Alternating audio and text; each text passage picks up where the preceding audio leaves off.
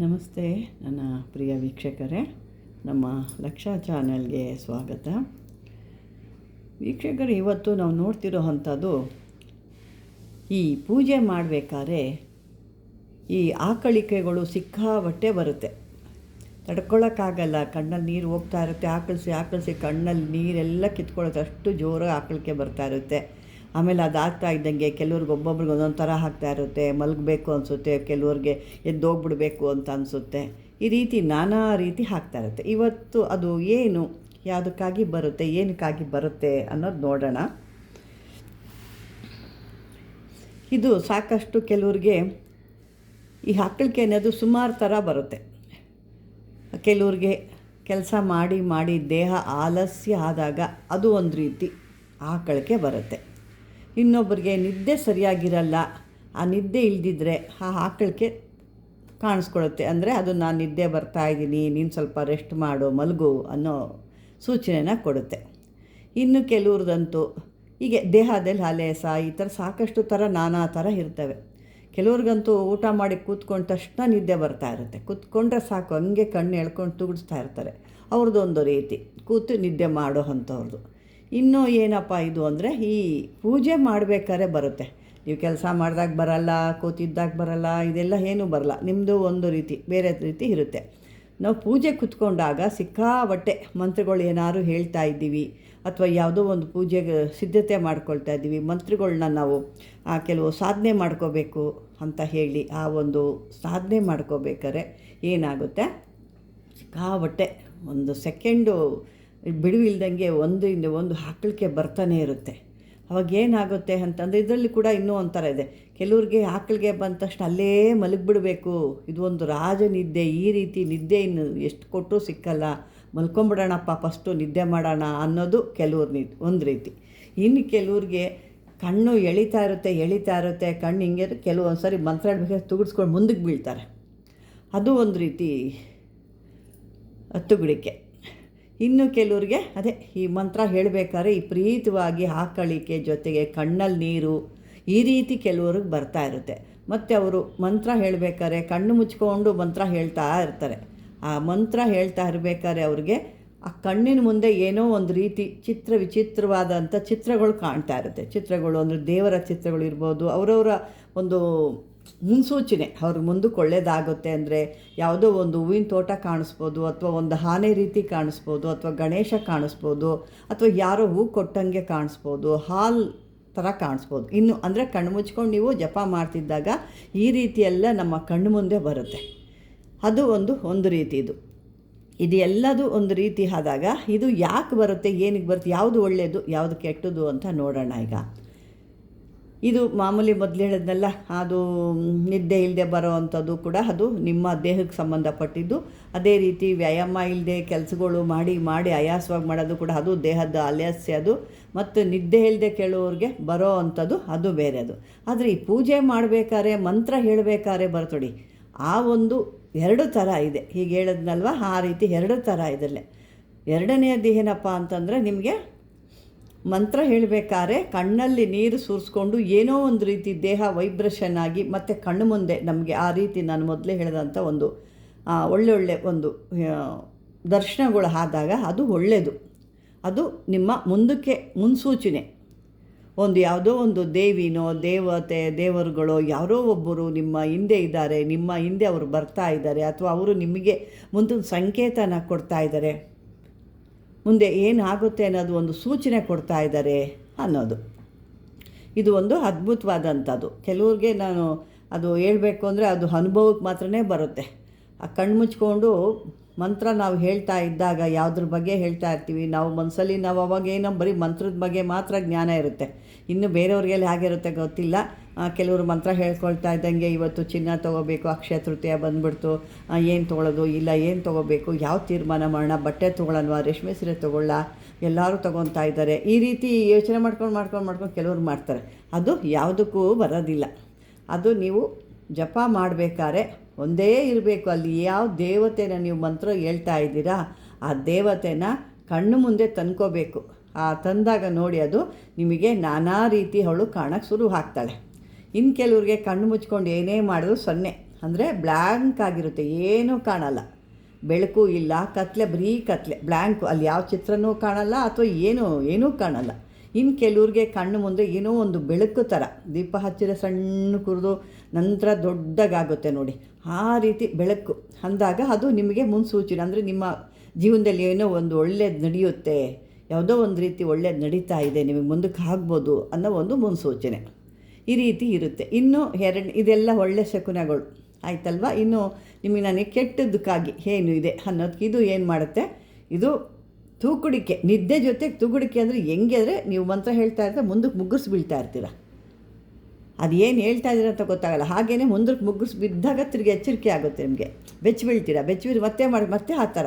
ಇದು ಯಾವುದೋ ಕೇಡು, ಇದು ಕೇಡು. ಮತ್ತು ಇದು ಯಾವುದು ನಿಮಗೆ ಕಟ್ಟು ಮಾಡಿದ್ದಾರೆ, ಯಾವುದೇ ಮಂತ್ರಗಳಾಗಲಿ ಯಾವುದೇ ಪೂಜೆಗಳಾಗಿ ಏನು ಮಾಡಬಾರ್ದು ಅಂತ ಕಟ್ಟು ಮಾಡಿರೋ ಅಂಥದ್ದು ಇದು. ನೀವು ಇದರಲ್ಲೇ ತಿಳ್ಕೋಬೇಕು. ಎಲ್ಲ ರೀತಿಯೂ ಹಾಕಲಿಕ್ಕೆ ಒಂದೇ ರೀತಿಯೇ ಬರುತ್ತೆ. ಇದು ಹಾಕಲಿಕೆಯಲ್ಲಿ 2 ರೀತಿ, ಅದೆಲ್ಲ ಬಿಟ್ಬಿಡಿ. ಈ 2 ರೀತಿಲಿ ಮಾತ್ರ ನೀವು ಕಣ್ಣು ಮುಚ್ಚಿದಾಗ ತುಗುಡಿಸಿ ಮುಂದಕ್ಕೆ ಯಾವಾಗ ಬೀಳ್ತೀರಾ ಆವಾಗ ಏನಾಗುತ್ತೆ, ಇದು ನಿಮಗೆ ಕಟ್ಟಾಗಿದೆ. ಯಾವ ಮಂತ್ರ ಕೂಡ ಇವ್ರಿಗೆ ಬರಬಾರ್ದು, ಯಾವ ಮಂತ್ರ ಕೂಡ ಇವರು ಹೇಳ್ಕೊಬಾರ್ದು, ಯಾವ ಪೂಜೆನೂ ಇವರು ಮಾಡಬಾರ್ದು ಅನ್ನೋದು ಕಟ್ಟಾಗಿರುತ್ತೆ. ನಿಮಗೆ ಅಲ್ಲಿ ಏನಾಗುತ್ತೆ, ಬ್ಲ್ಯಾಂಕ್ ಇರುತ್ತೆ, ಬರೀ ಕಪ್ಪು. ಕಣ್ಣು ಮುಚ್ಕೊಂಡ್ರೆ ಯಾವುದೇ ಒಂದು ಚುಕ್ಕಿ ಥರದ್ದು ಏನೂ ಕಾಣಲ್ಲ, ಬರೀ ಕಪ್ಪು ಕತ್ಲೆ ಥರ ಕಾಣುತ್ತೆ. ಆವಾಗದು ನಿಮಗೆ ಮುನ್ಸೂಚನೆ, ಕೆಟ್ಟದ್ದು ಅದು ಅನ್ನೋ ಮುನ್ಸೂಚನೆ. ಆ ಮುನ್ಸೂಚನೆ ನೀವು ತಿಳ್ಕೋಬೇಕು ಯಾವ ರೀತಿ ಏನು ಅಂತ. ಇಲ್ಲಿ ನಾನು ಒಳ್ಳೆಯದ ಕೆಟ್ಟದ್ದು ಅನ್ನೋದು ಮಾತ್ರ ಹೇಳ್ತಾ ಇದ್ದೀನಿ, ಆ ರೀತಿ ಮಾಡ್ಕೋಬೋದು. ಇನ್ನು ಸಾಕಷ್ಟು ಇದ್ರ ಬಗ್ಗೆ ಇದ್ದಾವೆ. ಕೆಲವರು ಜಪ ಮಾಡ್ತೀರಾ, ಆ ಜಪ ಮಾಡಬೇಕಾದ್ರೆ ಯಾವ ರೀತಿ ಅನ್ನೋದು ಗೊತ್ತಿಲ್ಲ, ಆ ಮೇರನ್ನ ದಾಟಿ ಮತ್ತೆ ಅದಾಗೇ ಹೋಗ್ತೀರ. ನಾನು ಇಲ್ಲಿ ನಿಮಗೆ ತೋರಿಸ್ತೀನಿ ಯಾವ ರೀತಿ ಅನ್ನೋದು. ನೋಡಿ, ಈ ರೀತಿ ಜಪಮಾಲೆ ಇರುತ್ತೆ. ಈ ಜಪಮಾಲೆ ಇದ್ದಾಗ ನೋಡಿ, ಇದು ಜಪಮಾಲೆ ಇರುತ್ತೆ. ಈ ಜಪಮಾಲೆನ ನೀವು ಈಗ ಇಲ್ಲಿ ನಮಃ ಶಿವಾಯ ಅಂತ ಹೇಳ್ತಾ ಇರ್ತೀರ ಅಂದ್ಕೊಳ್ಳಿ. ನೋಡಿ, ಈ ರೀತಿ ಈ ತುದಿ ಬೆರಳು ಮೇಲ್ಗಡೆ ಇರಬೇಕು, 2ನೇ ಬೆರಳು ತೋರು ಬೆರಳು ಮುಂದೆ ಇರಬೇಕು, 3ನೇ ಬೆರಳಲ್ಲಿ ಈ ರೀತಿ ಹಾಕ್ಕೋಬೇಕು. ಇದನ್ನು ನೀವು ಏನು ಹೇಳ್ತೀರಾ, ನಮಃ ಶಿವಾಯ ನಮಃ ಶಿವಾಯ ನಮಃ ಶಿವಾಯ ನಮಃ ಶಿವಾಯ ಶಿವಾಯ ನಮಃ ಶಿವಾಯ ನಮಃ ಶಿವಾಯ ನಮಃ ಶಿವಾಯ. ತಿರುಗಿ ಕಂಟಿನ್ಯೂ ಮಾಡ್ಬೇಕೇನು ಹೇಳ್ತೀರಾ, ಮತ್ತೆ ನಮಃ ಶಿವಾಯ ಅಂತ ಈ ರೀತಿ ನಮಃ ಶಿವಾಯ ಈ ಥರ ಹೇಳ್ಕೊ. ಇದು ತಪ್ಪು. ಇದು ಏನು ಬರುತ್ತೆ ಇದನ್ನು ಇಲ್ಲಿಗೆ ನಿಲ್ಲಿಸ್ತೀರಲ್ವ, ಇಲ್ಲಿಗೆ ಇದನ್ನು ಮತ್ತೆ ಈ ರೀತಿ ತಿರುಗಿಸ್ಕೋಬೇಕು. ಮೇರುನ ಯಾವತ್ತೂ ದಾಟಬಾರ್ದು, ದಾಟಿ ಮತ್ತೆ ಅದನ್ನು ಕಂಟಿನ್ಯೂ ಮಾಡಬಾರ್ದು. ಆ ಮೇರು ತಿರುಗಿಸ್ಕೊಂಡು ಮತ್ತೆ ಈ ರೀತಿ ಹೇಳ್ಕೋಬೇಕು, ಈ ರೀತಿಯಾಗಿ ಹೇಳ್ಕೋಬೇಕು. ಇನ್ನು ಕೆಲವರು ಇದನ್ನು ಮುಂದಕ್ಕೆ ಬಿಡ್ತಾರೆ ಈ ರೀತಿ. ಅದು ಬಿಟ್ಟರು ಅಂದರೆ ಮಂತ್ರ ಬಿಡ್ತಾ ಇದ್ದೀರಾ ಅಂತ ಲೆಕ್ಕ. ಇದು ಯಾವತ್ತು ತೊಗೊಂಡಾಗ ಮಂತ್ರ ನೀವು ಹೇಳ್ತಾ ಇದ್ದೀರಾ ಅನ್ನೋದು ಈ ರೀತಿ ಬರುತ್ತೆ. ಇದು ಒಂದು. ಇನ್ನು ಸಾಕಷ್ಟು ನಮಗೂ ಚಿಕ್ಕದಾದರೂ ಇದೆಲ್ಲ ಕೆಲವೊಂದು ಭಾಳ ಅದ್ಭುತವಾಗಿ ಕೆಲಸ ಮಾಡೋ ಅಂಥವು. ಈ ಕೆಲವ್ರಿಗೆ ಗೊತ್ತೇ ಇರೋದಿಲ್ಲ ಯಾವ ರೀತಿ ನಾವು ಇದನ್ನು ಮಾಲೆಗಳನ್ನ ತಿರುಗಿಸ್ಬೇಕು. ಅಥವಾ ನೋಡಿ, ಈಗ ಸಾಮಾನ್ಯವಾಗಿ ಎಲ್ಲರೂ ಅದೇ ಥರನೇ ಮಾಡೋದು. ಈ ಮಾಲೆನ ದಾಟಿ ಮತ್ತೆ ಹಂಗೆ ನೀವು ಹಿಂಗೆ ಕಂಟಿನ್ಯೂ ಮಾಡ್ಕೊಂಡು ಹೋಗ್ತೀರ, ಮತ್ತೀಗ ಈ ರೀತಿಯೇ ಹೋಗ್ತೀರ. ಇದು ಯಾವತ್ತೂ ಮಾಲೆಯನ್ನು ದಾಟಬಾರ್ದು, ಹಾಗೆ ತಿರುಗಿಸ್ಕೋಬೇಕು. ತಿರುಗಿಸ್ಕೊಂಡು ಮತ್ತೆ ಇಲ್ಲಿಂದ ನೀವು ಈ ರೀತಿ ಹೇಳ್ಕೊಂಡು ಹೋಗಬೇಕು. ನೋಡಿ, ಈ ರೀತಿ ಹೇಳಿದಾಗ ನಿಮ್ಗೆ ಏನಾಗಿರುತ್ತೆ, ಹಬ್ಬಿರುತ್ತೆ. ಈ ರೀತಿ ಸಾಕಷ್ಟು ಜನ ಕೇಳ್ತಿದ್ರು, ಅವ್ರಿಗೆ ಆಗಿ ಈ ಒಂದು ಚಿಕ್ಕದಾಗಿ ನಿಮಗೆ ಇದನ್ನು ತೋರಿಸ್ತೆ ನಾನು. ಹಾಗೆ ಒಂದು ಪುಟ್ಟದು ಇಲ್ಲಿ ಮಹಾಲಕ್ಷ್ಮಿದು ಒಂದು ಬೀಜಾಕ್ಷರ ನಾನು ಕೊಡ್ತಾಯಿದ್ದೀನಿ. ಅದು ಹೆಣ್ಣು ಮಕ್ಕಳಿಗಾಗಿ ಮತ್ತು ಗೃಹಿಣಿಯರಿಗಾಗಿ ಎಲ್ಲ ನಮ್ಮ ಹೆಣ್ಣು ಮಕ್ಕಳು ಏನಪ್ಪ ಅಂದರೆ ಹಣ ಕಾಸು ಒಡವೆ ಮತ್ತು ಹೀಗೆಲ್ಲ ಅಕ್ಷಯ ತೃತೀಯ ಬರ್ತಾ ಇದೆ, ಅಕ್ಷಯ ತೃತೀಯಗೆ ಏನು ಮಾಡಬೇಕಪ್ಪ ಅಂತ ಯೋಚನೆ ಮಾಡ್ತಾ ಇರ್ತೀರಾ. ಈ ಒಂದು ಸಣ್ಣಗೆ ಮಂತ್ರನ ನೀವೇನು ಕಷ್ಟಪಡೋ ಅಂಥದ್ದೇನಿಲ್ಲ, ಖರ್ಚು ಕೂಡ ಇಲ್ಲ. ಈ ಒಂದು ಮಹಾಲಕ್ಷ್ಮಿ ಮಂತ್ರ ನಾನು ಕೊಡ್ತೀನಿ. ಅದನ್ನು ನೀವು ಯಾವುದಾದ್ರು ಒಂದು ಒಳ್ಳೆಯ ದಿನ ಶುಭ ಮುಹೂರ್ತದಲ್ಲಿ ಈ ಸ್ಫಟಿಕ ಮಹಾಲಕ್ಷ್ಮಿ ಬರುತ್ತೆ, ಸ್ಫಟಿಕ ಮಾಲೆ ಹೆಂಗೆ ಬರುತ್ತೋ ಅದೇ ರೀತಿ ಸ್ಫಟಿಕ ಮಹಾಲಕ್ಷ್ಮಿದು ವಿಗ್ರಹ ಬರುತ್ತೆ. ಅದು ನಿಮಗೆ ಇಲ್ಲ ಅಂದರೆ ಪಾದರಸದ ಮಹಾಲಕ್ಷ್ಮಿ, ಪಾದರಸದ್ದು ಅದೇ ನಿಮ್ಗೆ ದೊಡ್ಡದೇ ಅನ್ನೋದು ಬೇಕಾಗಿಲ್ಲ, ಒಂದು ಚಿಕ್ಕದು 1 ಇಂಚು ತೊಗೊಂಡ್ರೂ ಸಾಕು. ಆ ಥರ ಮಹಾಲಕ್ಷ್ಮಿ ತೊಗೋಬೇಕು. ನೀವು ತೊಗೊಂಡು ಅದನ್ನು ಯಾವುದಾದ್ರು ಒಂದು ಚಿಕ್ಕದು ಒಂದು ಮಣೆ ಮೇಲೆ ಇಟ್ಬಿಟ್ಟು ಅದನ್ನು ದಕ್ಷಿಣಕ್ಕೆ ಮುಖ ಮಾಡಿ ಇಕ್ಕಬೇಕು. ದಕ್ಷಿಣ ಮುಖ ಮಾಡಿ ಅದಕ್ಕೆ ಚಿಕ್ಕದಾಗಿ ಒಂದು ಧೂಪ ದೀಪ ಎಲ್ಲ ಇಟ್ಟು ಒಂದು 7 ಸಾರಿ ಈ ಮಂತ್ರನ ಹೇಳ್ಕೊಂಡು ಈ ಲಕ್ಷ್ಮೀ ಕವಡೆಗಳು ಅಂತ ಬರ್ತಾವಲ್ವ, ಆ ಲಕ್ಷ್ಮೀ ಕವಡೆಗಳನ್ನ ಲಕ್ಷ್ಮೀ ಎದುರಿಗೆ ತಿರುಗಿಸ್ಬಿಟ್ಟು ಇಡಬೇಕು.